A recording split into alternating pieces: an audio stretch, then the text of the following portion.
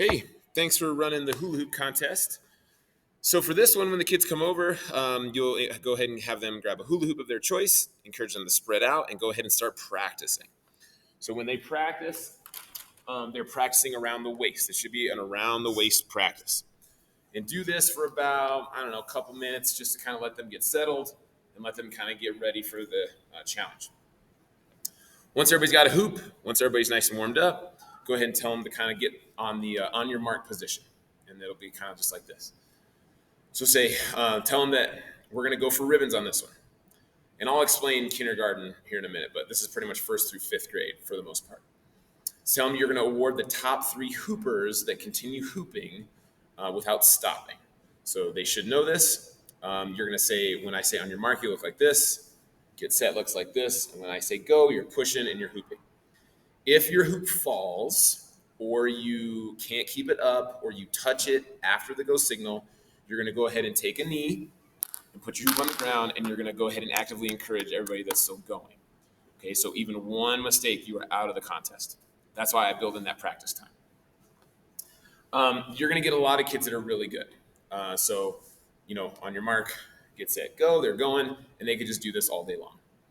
Have it go for about 3-4 minutes, depending on the grade level and depending on how many kids are still left. Usually I'll have it narrowed down to like the last 6 or 7 kids or so. Now at that point, what you're going to have to do is you're going to have to say, okay, if you're still hooping, keep going, don't stop. But when I tell you to take one foot off the ground, you have to keep hooping without letting that other foot drop, touch your own foot, mess up, So it would basically be something like this. Let me adjust this so you can see a little better. So okay, if you're still hooping, keep hooping. But when I say 1, 2, 3, you're going to go ahead and take one foot off the ground. 1, 2, 3. And then you have to have them balance on one foot, and they have to keep going. If I switch feet, I'm out. If my foot touches, I'm out. If the hoop drops, I'm out. Okay? And that will start helping you narrow it down to the top 3 hoopers. So keep a close eye on this one. You do award ribbons on this, first, second, and third place ribbons. Once that is done, the contest is over. Again, encourage that positive sportsmanship, especially those kids that got out early. Keep an eye out for them for the yellow, spirit of the game ribbons. Go ahead and say, okay, we're going to now try to do our hula house carry, hula house. So this is something I designed just to kind of fill in some extra time because that hula contest actually goes pretty quick. So what you can do on this one with the 3rd, 4th, and 5th graders is you can get them into 3 different teams, probably 8, 9 kids depending on the team, and you're going to have them do the following. And they should already know how to do this, but they're going to create a hula house. So it goes something like this, and you can model this, but you have a foundation piece at the bottom.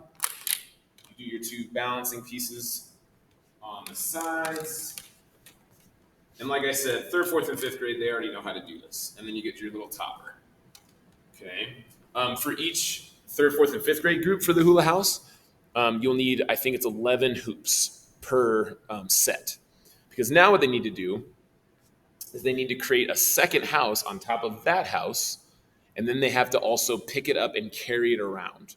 So that's the challenge to kind of finish up the hula hoop contest. With the kinder, 1st, and 2nd graders, they just have to create one and then pick it up and carry it around. And you can have about 6 groups on that one. Just make sure that hula house groups aren't mixing hoops.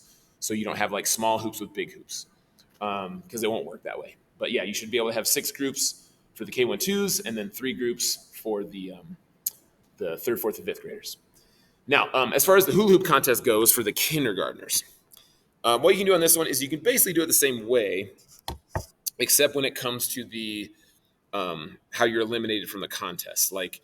After you go, just tell them hey, we're going to keep a really close eye on the best hula hoopers. If your hoop falls down, no problem. Just pick it up. Keep going the best you can. It doesn't matter how many mistakes you make.